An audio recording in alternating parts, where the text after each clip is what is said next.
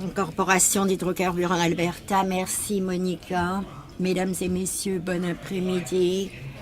J'aimerais amorcer en reconnaissant le fait que nous sommes sur le territoire du traité numéro 1 et c'est la terre maternelle de la nation métisse. C'est la première fois que je rends visite à la ville de Winnipeg, toute première fois. Je vous remercie, ministre Kerr, honorable ministre Kerr, d'avoir organisé ce forum dans votre ville natale. C'est une grande joie pour moi d'avoir été invité, d'être parmi vous aujourd'hui et d'avoir l'occasion de parler devant un auditoire aussi conséquent, engagé à trouver des solutions. L'un des plus gros défis à relever de notre époque, comment accomplir la transition vers un avenir à carbone sobre. Pourquoi? Dans le même temps, nous voulons continuer à produire de l'énergie pour accommoder les besoins d'une population mondiale en croissance. Alors, le sujet que l'on m'a demandé d'aborder devant vous touche à la création de ce qu'on appelle l'avantage compétitif du carbone, la réduction de carbone. Alors, j'ai 3 points. Et je vais vous expliquer comment mon entreprise aborde la transition. Premièrement, qu'est-ce que ça veut dire dans le domaine du pétrole et du gaz naturel, parce que c'est notre gagne-pain dans un petit pays comme la Norvège, et c'est aussi une industrie très importante pour le Canada. Le deuxième thème touche aux solutions d'énergie nouvelles, et je vais vous donner un aperçu sur la manière dont nous abordons les perspectives d'affaires qui s'offrent à nous. Troisièmement, la collaboration. De quelle manière devrons-nous travailler en collaboration d'entreprise à entreprise, gouvernement à gouvernement et toutes sortes de parties prenantes importantes aussi pour rejoindre les objectifs établis aux accords de Paris tout en améliorant les normes de la production énergétique dans le monde entier. Alors, pour atteindre des émissions de carbone sobre, ça va prendre des efforts et certains parmi nous considèrent que c'est une menace de parler de ceci pour l'industrie des hydrocarbures. En vérité, ça n'est pas le cas parce que constamment nous observons les possibilités que la transition peut nous offrir, concurrentialité des perspectives en affaires et la valeur ajoutée pour nos actionnaires. Donc, Jacques nous a dit qu'il est indubitable, il est très clair que les scientifiques sont tous en accord par rapport au changement climatique et appuient vivement la cible de ne pas dépasser un réchauffement climatique de plus de 2 degrés. Donc, j'ai été très privilégiée d'être à Paris pendant les négociations climatiques. J'appuyais et ensuite me suis félicité et applaudi la percée historique. C'est un accord ambitieux, mais plus encore, c'est un accord qui exige que l'on prenne des mesures concrètes. Je me suis rendu compte que le secteur industriel a beaucoup à faire et doit s'acquitter de la partie plus importante de la tâche. Parce que pour réduire les émissions ensemble, c'est quelque chose d'essentiel. Et plus que tout le restant, il faut produire beaucoup moins de charbon et beaucoup plus d'énergie renouvelable ouverte dans l'assortiment énergétique. Beaucoup de gens revendiquent que les producteurs de pétrole et de gaz naturel ne peuvent pas faire partie de la solution. Mais on ne peut pas accepter ceci comme une option parce que nous ferons partie de l'avenir. Et nous voulons faire partie de la solution parce que l'économie mondiale s'articule sur le pétrole et le gaz naturel. Les gens dépendent de nous et nos produits ont beaucoup d'importance pour beaucoup de gens.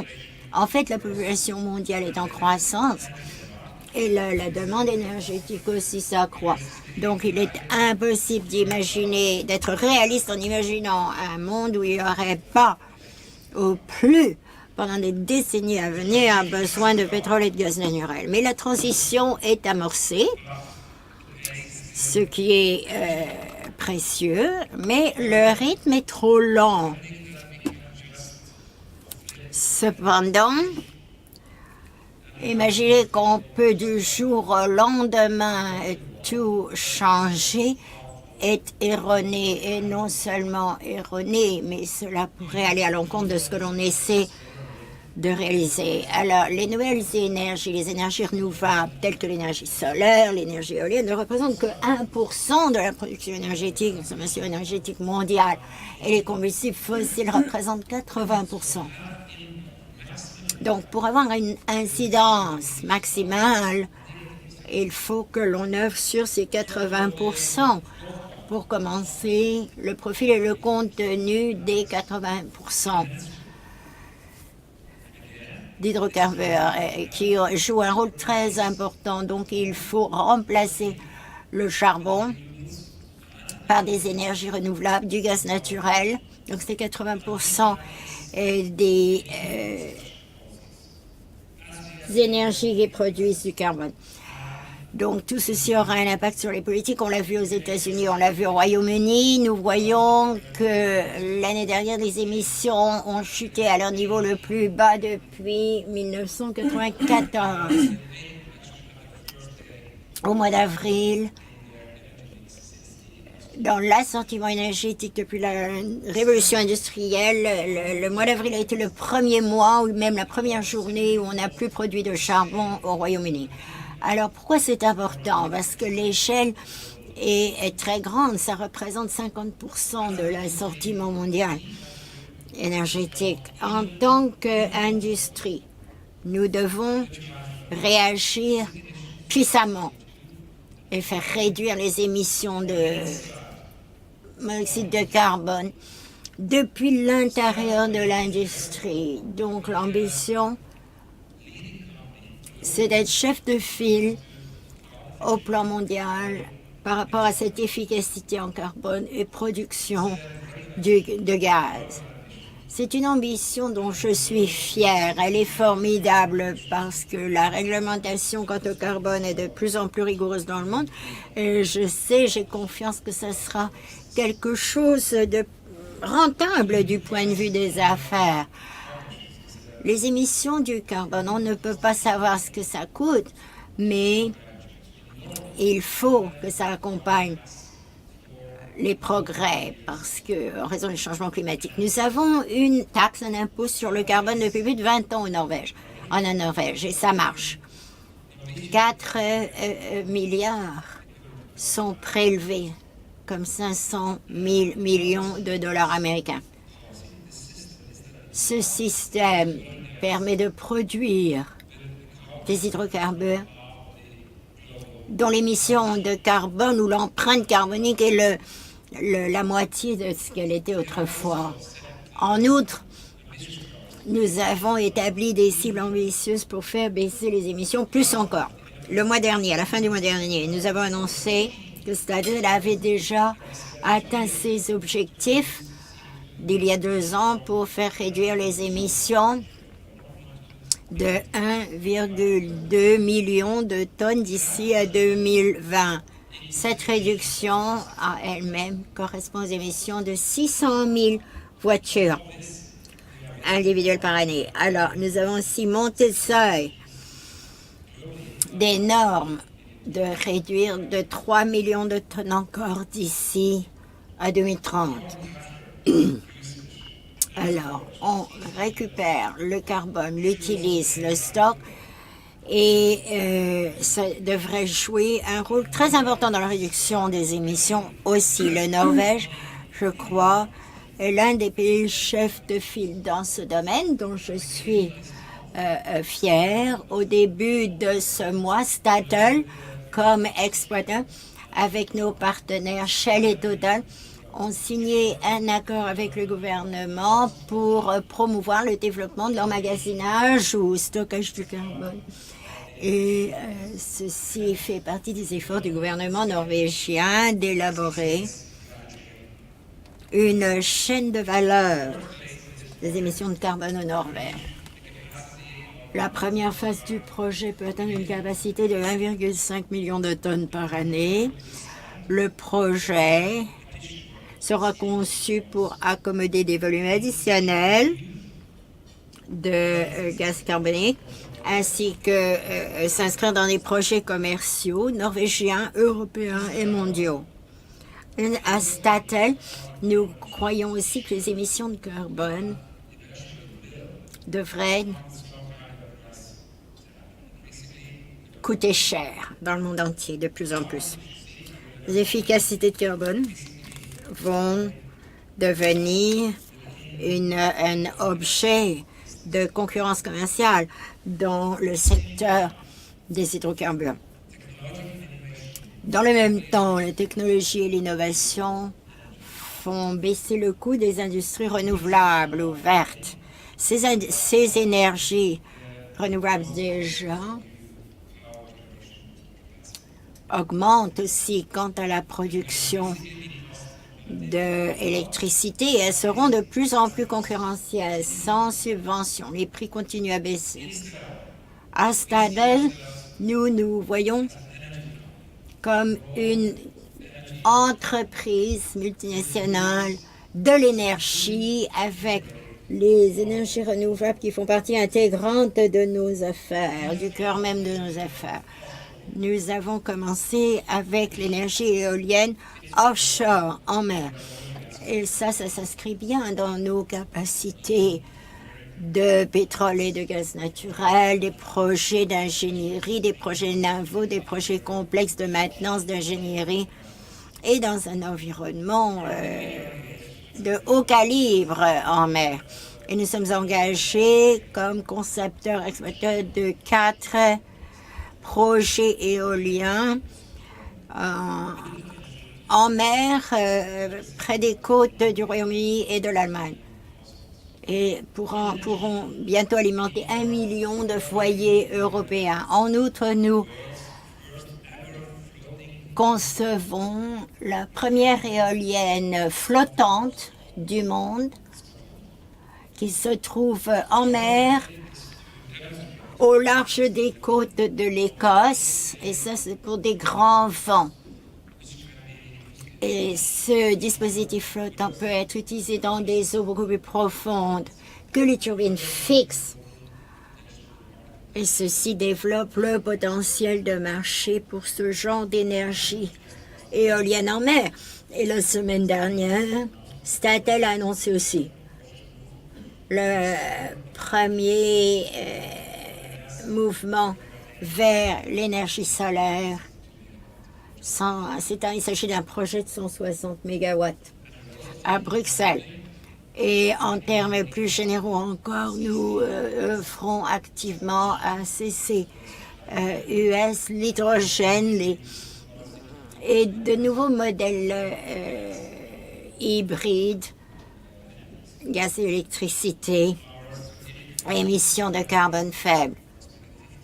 Nous voulons allouer 15 à 20 de nos investissements dans trouver des solutions énergétiques d'ici à 2030 et je peux vous assurer que ça représente une grosse somme d'argent à condition que nous puissions avoir accès à des projets avec des propositions du rapport risque à récompense ou dividende qui valent la peine pour les investisseurs.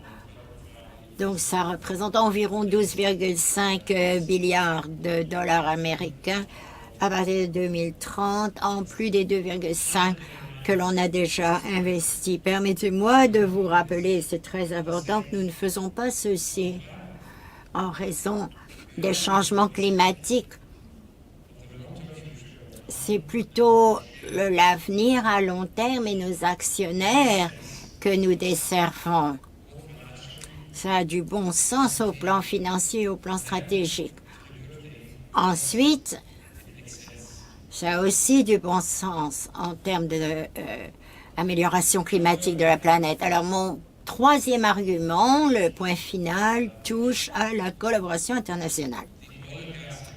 L'industrie du pétrole et du gaz naturel, par nature, est une industrie mondiale. La géologie régit la géographie. Et nous vendons des produits ou denrées à des marchés mondiaux.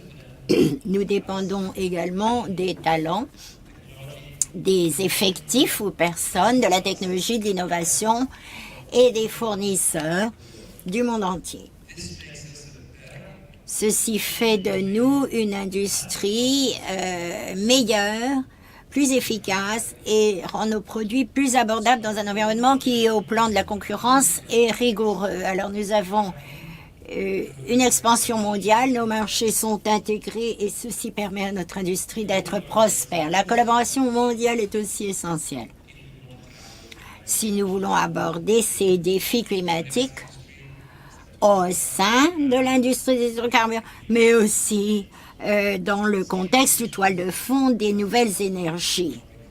Les émissions donc de carbone ne connaissent pas de frontières nationales. Donc il faut qu'on travaille en collaboration et c'est devenu plus important que jamais. Je vais vous donner quelques exemples. Statel est membre de l'initiative climatique pétrole et gaz naturel. C'est une coalition de 10 entreprises qui représentent plus de 20% de la production de pétrole et de gaz naturel du monde. Et nous travaillons ensemble pour promouvoir des actions ou mesures pratiques de changement climatique et démontrer ce genre d'action.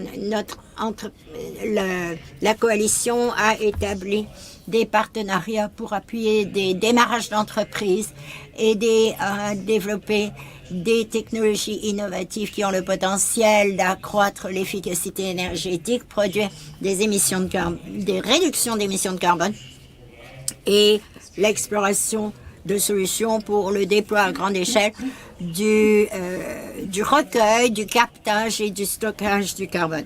Statel est aussi partenaire fondateur de la Coalition des Nations Unies des partenariats des hydrocarbures établis en 2014. Par le biais de cette initiative, nous travaillons en collaboration avec des partenaires spécialistes pour tout améliorer, les impôts, les techniques de gestion efficace du méthane, etc. La collaboration. La collaboration touche au partage des connaissances et aussi s'appuyer les uns les autres pour réussir. Ça concerne aussi un engagement et la confiance qu'il faut gagner des partenaires d'affaires et la société tout entière. Alors, comme industrie à long terme, nous investissons beaucoup dans les collectivités dans lesquelles nous opérons. Depuis 2 décennies, nous sommes partenaires fiers de la communauté de l'énergie canadienne et nous espérons que nous sommes bien placés pour appuyer les investissements dans des projets énergétiques d'avenir, de manière que les projets soient durables et que pour nos actionnaires et Statoil, ceci apporte une plus-value. Oui. La durabilité, c'est comment nous gérons notre relation avec la nature et nos rapports avec les communautés que nous desservons. En tant que société fondée sur les valeurs, nous reconnaissons notre responsabilité d'une part envers nos partenaires, nos propriétaires, nos actionnaires, l'environnement, la communauté, les sociétés dont nous sommes si fiers de faire partie et également nos responsabilités vis-à-vis de la prochaine génération. Tout cela est résumé dans la mission de Statoil de convertir les ressources naturelles en énergie et en progrès pour la société. Merci.